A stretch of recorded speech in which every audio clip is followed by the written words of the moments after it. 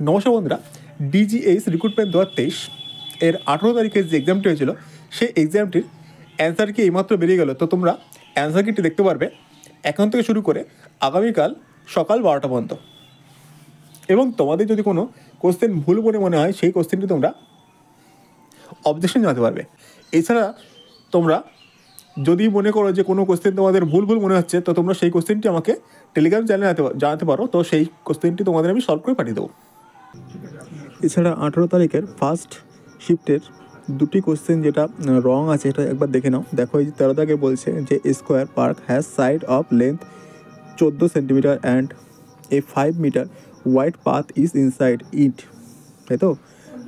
তো এখানে ভুল আছে, দেখো 14 সেন্টিমিটার যেটা লেখা আছে এখানে তো এটা হবে না, ঠিক আছে? এখানে 14 মিটার দিতে হবে, কিংবা এই যে 5 মিটার যেখানে লেখা আছে এখানে 5 সেন্টিমিটার লিখতে হবে। তো এই সেন্টিমিটার আর মিটার এখানে টাইপিংটা মিস্টেক আছে, ঠিক আছে? তো এখানে মিটার ধরে যদি তুমি করো দুটোই তাহলে অ্যান্সারটা ঠিক হবে, কিংবা যদি দুটোই সেন্টিমিটার ধরো সেটাই অ্যান্সারটা ঠিক হবে। একটা সেন্টিমিটার একটা মিটার ধরে করলে কিন্তু অ্যান্সার আসবে না, ঠিক আছে? এরপর দেখো এই কোশ্চেনটা এখানে দিয়েছে যে a plus B whole square minus 4ab।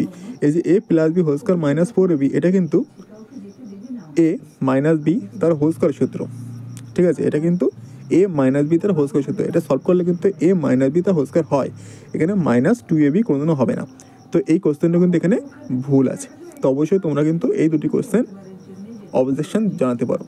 তোমাদের যাদের যাদের এই কোশ্চেন দুটো ভুল হয়েছে, ঠিক আছে, তারা অবজেকশন জানাতে সেটা কিন্তু তোমাদের ভালোই হবে, কারণ দুটো কোশ্চেন যদি বাদ হয়ে যায় তো তোমাদের সিলেকশনের চান্স কিন্তু অনেকটা বেড়ে যাবে।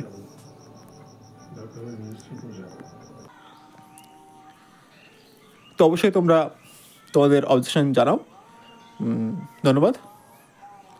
ভিডিওটিকে অবশ্যই একটা লাইক করে দাও, চ্যানেলটিকে সাবস্ক্রাইব করে নাও।